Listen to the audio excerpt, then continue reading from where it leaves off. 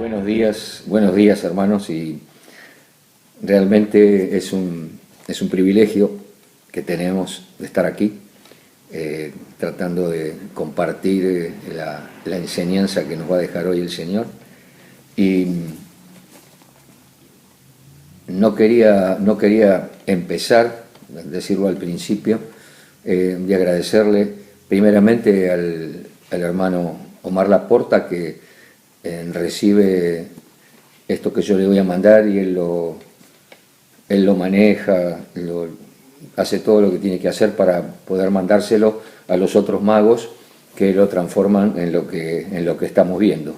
Así que, y tampoco quiero dejar de agradecer a mi hijo, que es el que yo voy con la tablet y digo, esto es lo que grabé, y él tiene que pasarlo a otro, porque como es un archivo muy grande, tiene que pasarlo a un transfer y toda una serie de cosas para que esto sea lo que ustedes están viendo. O sea que no puedo no agradecerlo. Además, mi hijo es el que vive conmigo y me hace todas las compras y los trámites y todo lo demás. Así que, así en forma casera, quisiera empezar por ese lado.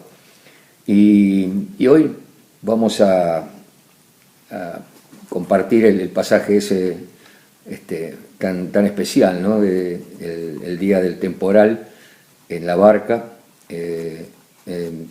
cuando lo que menos esperaban los discípulos era que iban a atravesar un temporal. Ellos estaban muy capacitados, eran pescadores, no era el primer temporal que iban a pasar, pero bueno, era de noche, ya era de noche, no es lo mismo que de día, y tampoco era un temporal normal.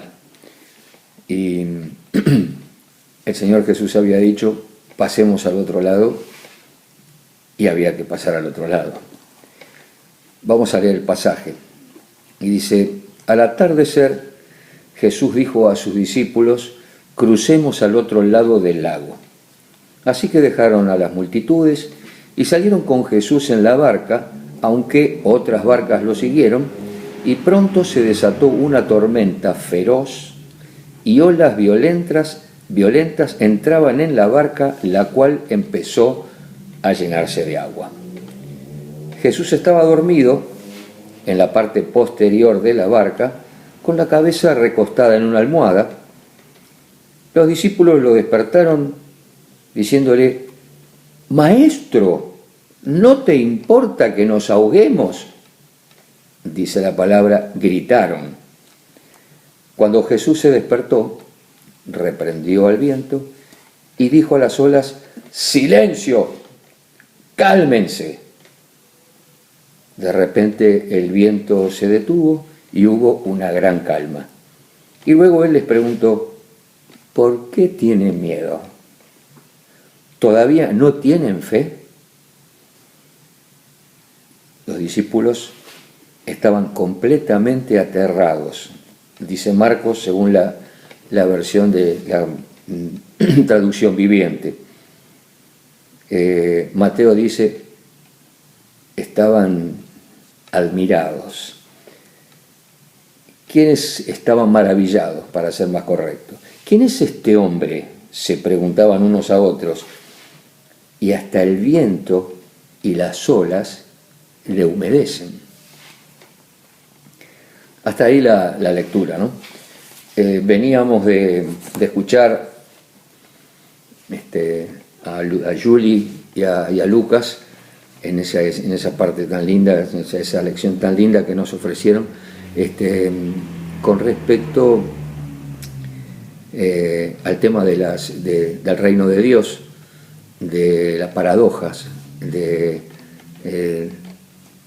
las cosas pequeñas que Jesús transforma en grandes, ¿no? Por ejemplo, como la semilla de mostaza, y realmente quedamos impresionados y obviamente cuántas veces nosotros las cosas pequeñas las transformamos nosotros mismos en grandes cuando son dificultades.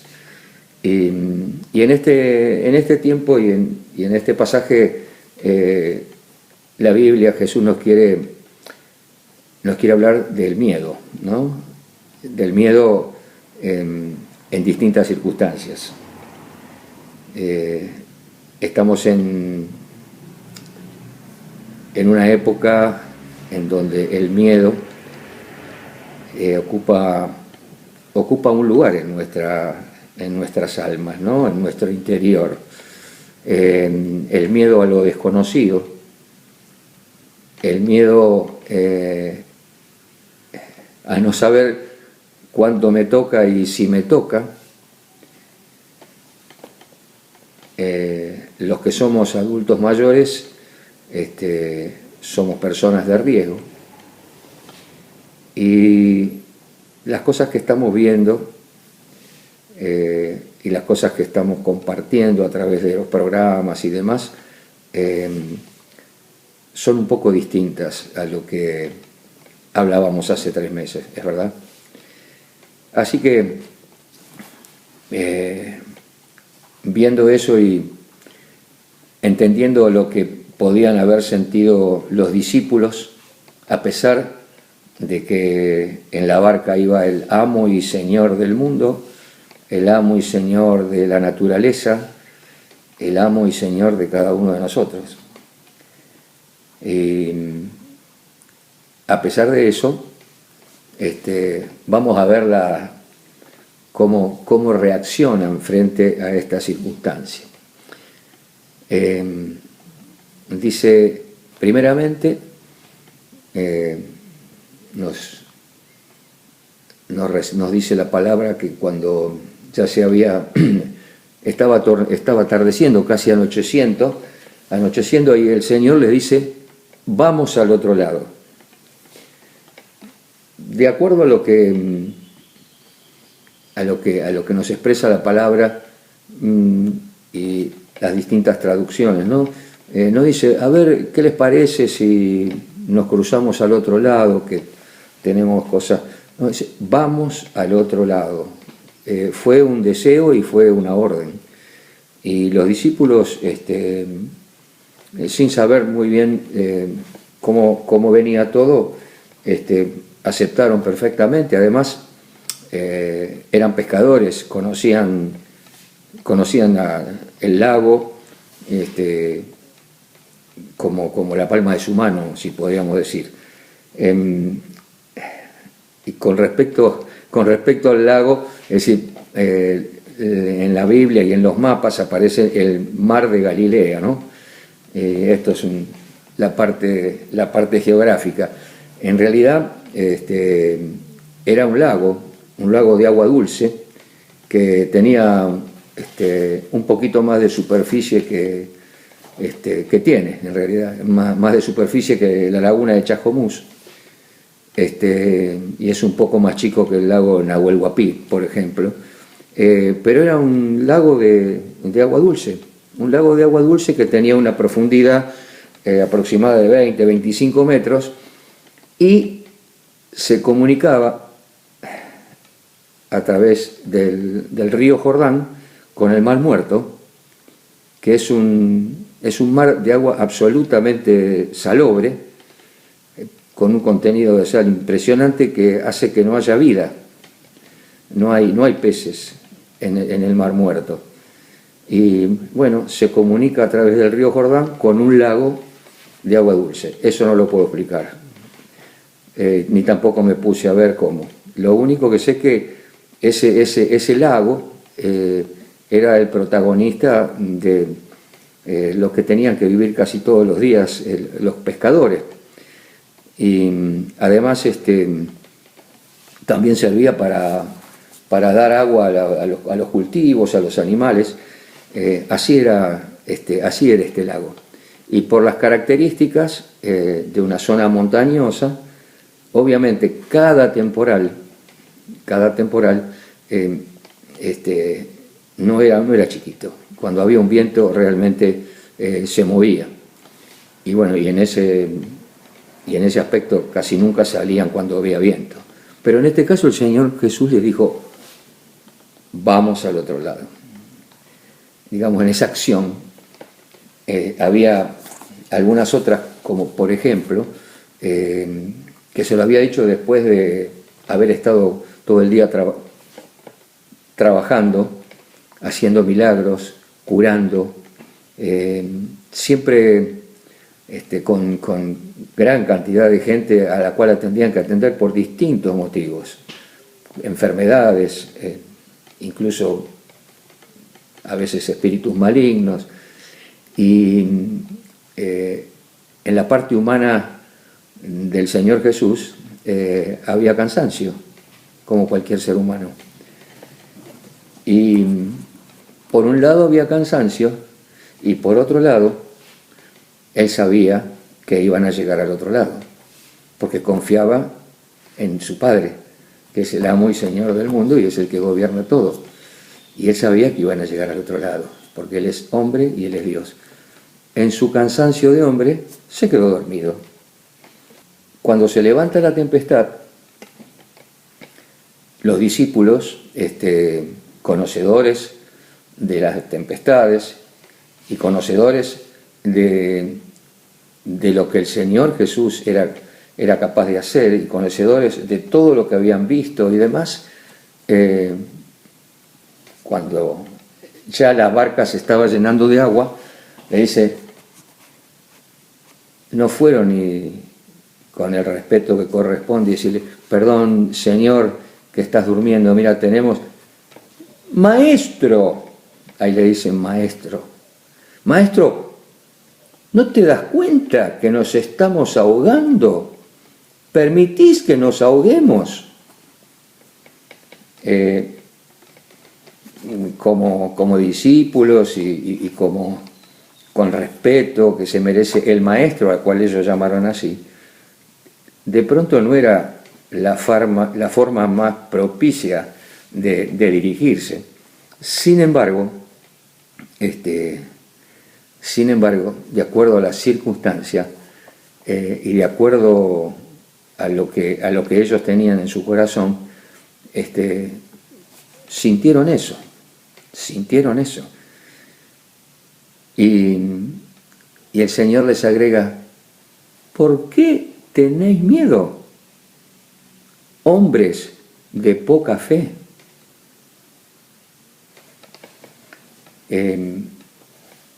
Seguramente los discípulos de pronto no entendieron demasiado eso, pero habiendo visto todo lo que el Señor había hecho en este tiempo, un día atrás o 2 días atrás, o los días que ellos, desde cuando Él los había elegido como discípulos, y aún antes, estaban viendo lo que el Señor estaba haciendo. Y a pesar de eso tuvieron miedo. Y el Señor los tiene que poner en su lugar. Y cuando tenemos que ir, como dice el apunte del pastor Bernola, a nuestras vidas, ¿cuántas veces, aún antes de conocer al Señor Jesús, hemos estado en una situación parecida, ¿no? Cuando veíamos que de pronto ya lo nuestro no podíamos hacer nada, recurríamos a aquel que sabemos que puede hacer todo. Pero cuando no teníamos a Cristo, muchas veces, y lo digo ya en forma personal, recurría, en el caso mío, yo recurría a Él como el Barba. Yo era católico no profesante, pero para mí el Barba, sabiendo que Él de alguna manera iba a poder resolver el problema. Cuando tuve la posibilidad de conocer al Señor, ya no era el Barba, ya era mi Señor, mi Salvador, el que murió por mí y al que yo acepté en mi corazón como dueño de mi vida y de todas mis cosas. ¿Sí? Los discípulos habían visto todas esas cosas, pero faltaba ese empujoncito de fe para poder entender que no era cualquiera la persona que estaba ahí en el barco. En vez de contestarles, el Señor se levanta y le dice al viento, cálmate, gritando, y al mar, amánsate. E inmediatamente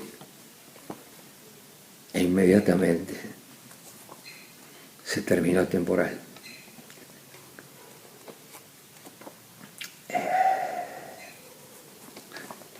No sé cuántas veces vos tuviste temporales en tu vida, de distintas formas. Y muchas veces le hemos tenido que decir al Señor, Señor, ¿no te das cuenta que estoy sufriendo mal? Señor, no puedo. ¿Qué pasa? Sin decirle, a lo mejor hemos pensado, te dormiste. Y siempre la respuesta fue la misma. La respuesta fue la misma, no tenga miedo.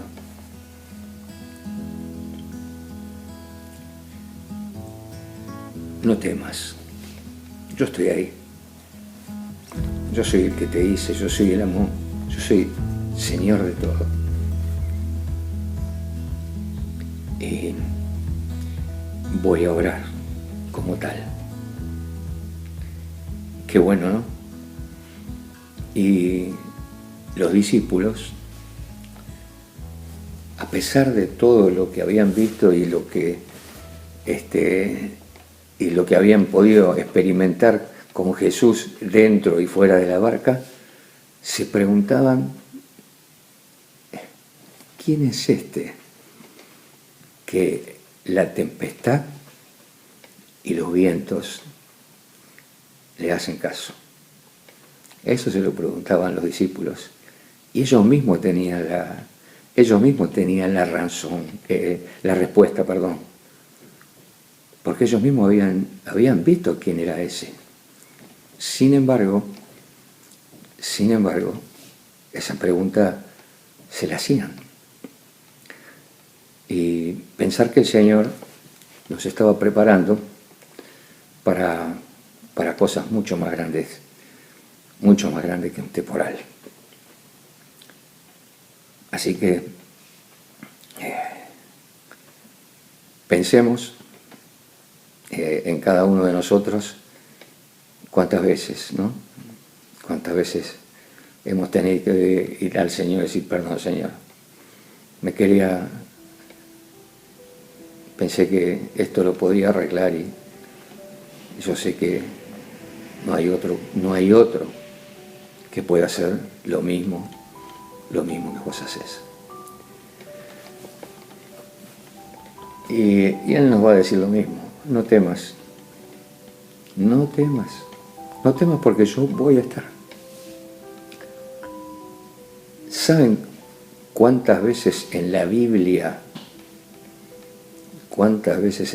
está escrita la palabra no temas? 365 veces. ¿Casualidad? 365 veces. No hay un solo día, como dice el Salmo. No dará mi pie al resbaladero, ni se dormirá el que te guarda. No dará mi pie al resbaladero, y se dormirá el que te guarda. Y con esa promesa y con esa seguridad que tenemos como hijos tuyos, vamos a tratar de que los miedos de este tiempo. Y ahí me acuerdo de lo que nos compartía el pastor Sebastián el domingo, aún el miedo al fracaso, ¿no? Aún el miedo al fracaso. Hay muchos miedos. Podríamos tener una clase especial de miedos. De hecho, le podríamos preguntar al pastor Equisian, por las consultas, el miedo, la depresión, y a veces el pánico y el terror. Así que qué lindo que el Señor es nuestro guardador. El Señor es nuestro guardador. Dios los bendiga y que esto haya sido de bendición, no lo mío, sino lo del Señor para cada uno de ustedes y a mí también. En el nombre de Jesús hacemos todo, ¿eh? Amén y amén.